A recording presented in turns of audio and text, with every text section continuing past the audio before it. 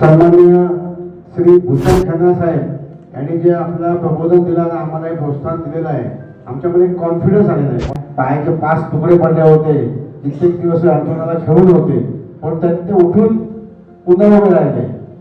तसंच आपलं पण सुद्धा पुन्हा उठून उभं राहायचं आहे. कुठलाही कंटाळा येत नव्हता, कुठलीही झोप येत नव्हती आणि त्यांनी कॉन्फिडेंटली सांगितलं की माझ्या ह्या प्रवचनामध्ये बिंदू जवानंतर ठेवा.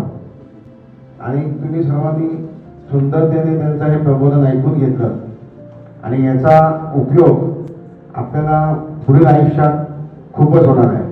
आज सन्माननीय श्री भूषण खन्ना साहेब यांनी जे आपलं प्रबोधन दिलं आणि आम्हाला एक प्रोत्साहन दिलेलं आहे, आमच्यामध्ये कॉन्फिडन्स आलेला आहे. हा कॉन्फिडन्स असा साहेब आमच्यामध्ये राहणार आणि भविष्यामध्ये आपण 200 कोटी सांगितलं, पण आम्हाला असं वाटतं की आता आम्ही खूप पुढे जाणार आहे.